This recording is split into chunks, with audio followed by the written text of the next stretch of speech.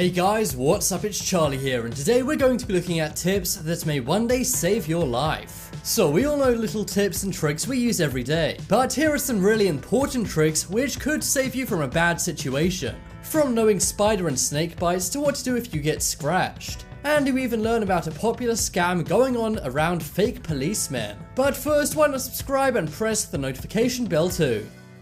Coming up first, we have spider bites. So spiders are many people's biggest fear. And there's no shame in that because some really are pretty dangerous. But how can you tell which spiders are dangerous and which aren't? Well, really, unless you have an extensive insect knowledge, there's no way. There are thousands of types of spiders, so it's impossible to know all the poisonous ones and all the safe ones. But if you get bitten by a spider, you can learn the difference between a dangerous bite and a safe bite. If you can see 2 holes in your skin after getting a spider bite, then this means it will be pretty harmless. Unless you have some kind of spider allergy, then you should be totally fine.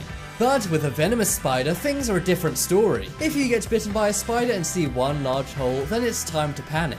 You should also see red swelling around this hole on your arm or wherever you get bit. This will also cause immediate pain and will spread to other areas of your body like your chest. But guys, you can often use this bite rule to find out which spider bites are safe and which ones are not. Next up is chapstick scratches. So chapstick is very useful for many things. First off, it can prevent your lips from being chapped. This can be handy in the wilderness and cold weather, but let's say you're camping out in the wild and you get a scrape. Normally that wouldn't be a big deal, but if you're camping outside or in the woods, it's a big chance it will get infected. Well guys, a simple lip balm or chapstick can help seal up cuts and scrapes. All you need to do is apply it onto the scrape and it should heal it much faster. It will also prevent a lot of dirt getting into it, which reduces your chance of infections. It's funny to think that a simple chapstick could save your life.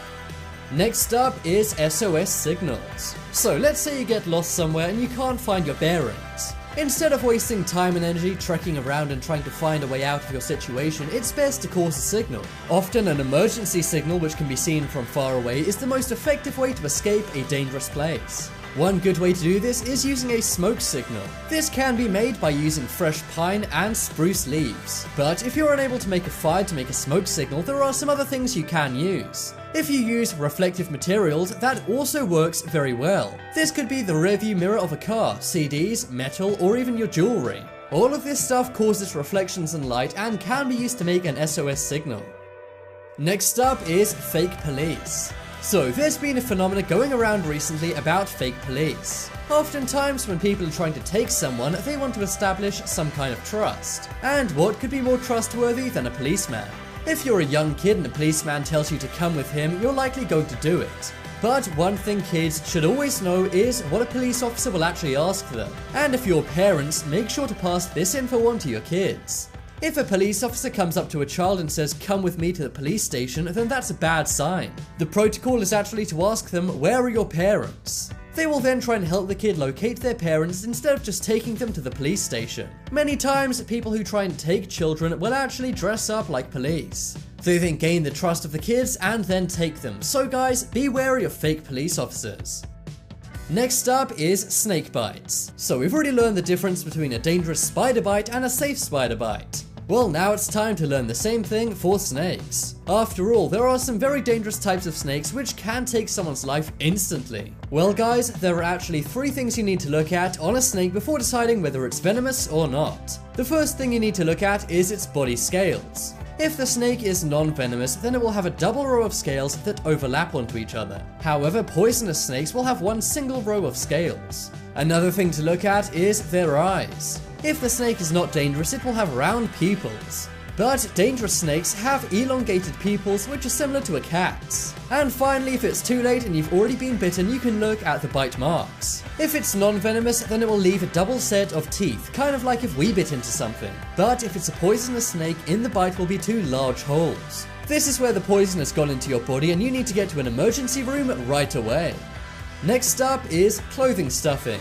So let's say you get lost in the wilderness. It's getting cold, which is always a bad sign. Well, to keep you insulated, you can actually use what's around you. Simply pick some grass and branches from trees and stuff it into your clothing. This will act as insulation and actually warm you up a lot. In some places like woods and deserts, the temperature really drops in the afternoon and at night. So guys, to warm up, make sure you stuff your clothing with branches, grass and leaves. Next up is toothpaste bites. So for this one, we're not looking at anything dangerous like a poisonous snake or spider bite. Instead, we're going to look at something annoying, that is an insect bite. Insect bites can be very annoying and be very itchy, but if you use toothpaste and put it over the bite, that can actually reduce itching. But make sure the toothpaste you use contains menthol, which most do. Not only will it reduce your itchiness, it will also help reduce swelling and redness. Next up is insect herbs. So let's say you don't want to get bitten at all. Well guys, to keep undesirable insects like mosquitoes and flies away, then you can do this simple trick. Simply grab some herbs, whether it be thyme, mint or lavender, and then burn them. You can either burn them on a campfire or just use a match. This scent will actually repel insects and keep you from getting bitten. This is great for if you're in the wilderness camping, or if you're just having a barbecue one night in your backyard and you want to keep those mosquitoes and flies out of there. And finally, the last tip which will help you survive is crayon fire. When it comes to things you might want to take camping, a crayon would not be top of your list. But guys, it really should be. That is because they're very flammable. Crayons can actually burn for up to 30 minutes. This not only helps you start other fires, it also provides light and heat. Crayons are made of wax like a candle, so really it's one small and very efficient candle. And if you add a crayon on fire to some twigs and branches and leaves, it can make a nice big bonfire. So guys, those are the tips which will help you survive out in the wilderness or anywhere else for that matter. Be sure to vote in the poll for the most useful tip on this list. I think it's the spider bites tip, as I had no idea about that. But as always, thanks for watching. Check out some more videos on screen right now. Leave a like if you enjoyed, and if you haven't already, what are you waiting for? Subscribe to Top 10s.